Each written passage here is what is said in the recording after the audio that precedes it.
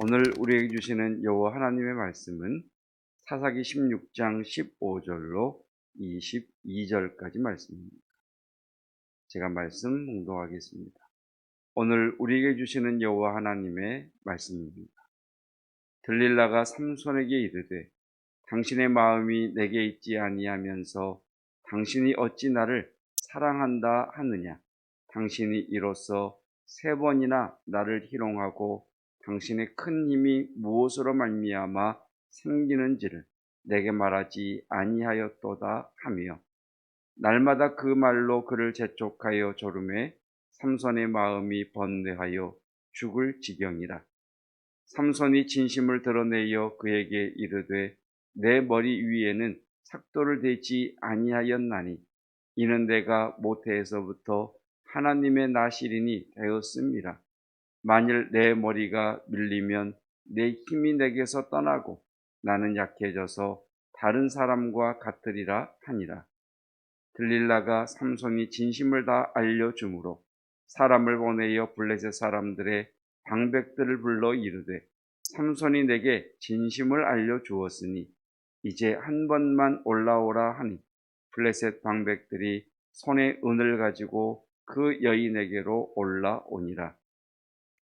들릴라가 삼손에게 자기 무릎을 베고 자게 하고 사람을 불러 그의 머리털 7가닥을 밀고 괴롭게 하여 본즉 그의 힘이 없어졌더라.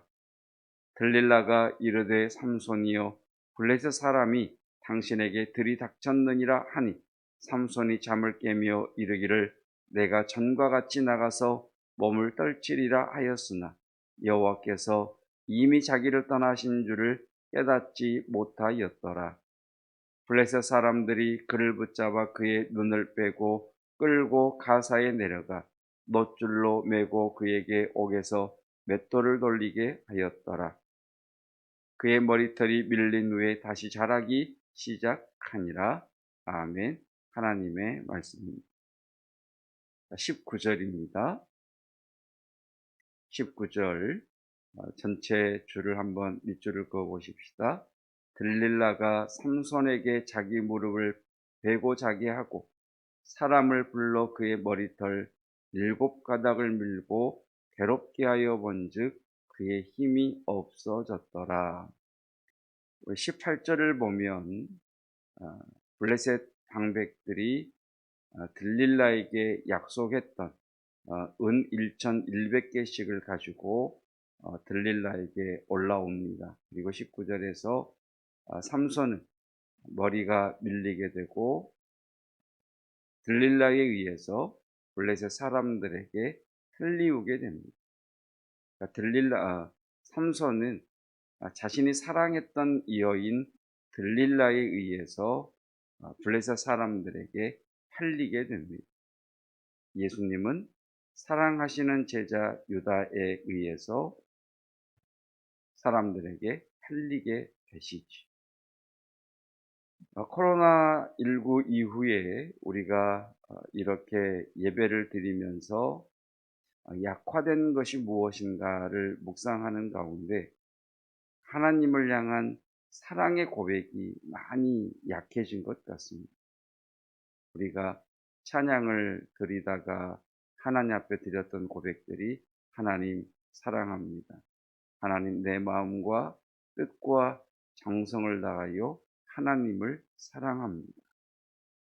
사랑한다 아들아 사랑한다 딸아라고 하는 주의 말씀 앞에 우리는 주님을 향해 나도 주님을 사랑합니다 라고 고백을 드렸었습니다. 그런데 개인적인 신앙으로 나아갈 수밖에 없는 현실 속에서 과연 하나님을 향한 사랑의 고백은 얼마나 많았는가. 하나님을 향한 기도와 간구 속에 하나님을 향해 하나님 나는 변함없이 주를 사랑합니다 라고 하는 그러한 고백을 얼마나 드렸었는가 라는 것을 돌아보게 되었습니다. 주님께서는 주님의 고난 받으심을 또 주님께서 이 땅에 오신 목적을 제자들에게 알리신 후에 오병이어의 기적을 경험했던 수많은 무리들이 예수님에게서 떠나가기 시작할 때 주님은 제자들에게 이렇게 물으셨습니다. 너희도 가려느냐? 너희도 가려느냐? 지금 주님께서 우리에게 또 이 방송으로 예배드리는 우리들에게 또 이 말씀을 듣지 못하는 성도들에게 동일하게 물으십니다. 너희도 나를 떠나가려느냐? 너희도 가려느냐?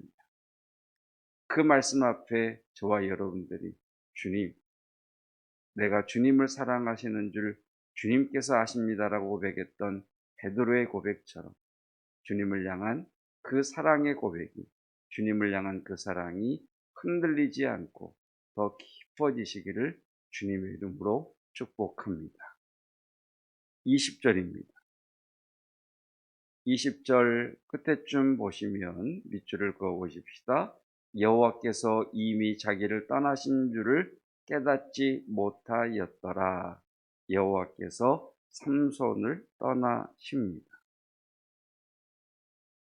여호와께서 삼손을 떠나셨다라는 말씀을 바꿔보면 하나님은 삼손을 버리셨다 이렇게 표현할 수 있겠죠.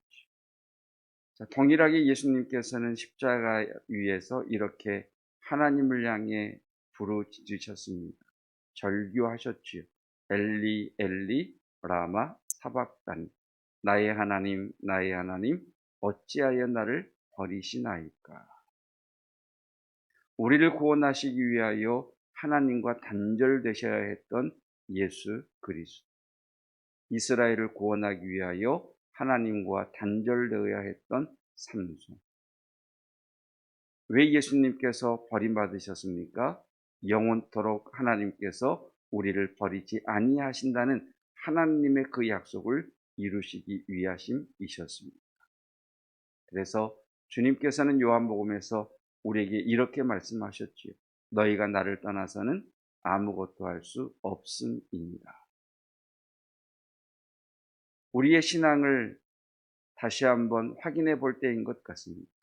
나는 하나님의 도움을 받아 내 힘과 내 지혜로 이것을 하려고 하고 있는지, 아니면 예수님을 떠나서는 나는 아무것도 할 수 없기에 모든 삶의 전 분야에서 주님의 지혜와 주의 능력과 주의 인도하심을 구하고 있는지. 주님 말씀하십니다. 너희가 나를 떠나서는 아무것도 할 수 없다라고 말씀하십니다. 여호와께서 삼손을 떠나자 더 이상 삼손은 아무것도 할 수 없는, 아무런 힘도 드러낼 수 없는 그런 평범한 사람에 불과한 이로 돌아오게 됩니다. 여러분, 다시 한번 우리가 우리의 믿음을 점검했으면 좋겠습니다. 주님을 떠나서는 나는 아무것도 할 수 없습니다. 지혜를 주십시오. 능력을 주십시오. 말씀으로 이끌어 주십시오.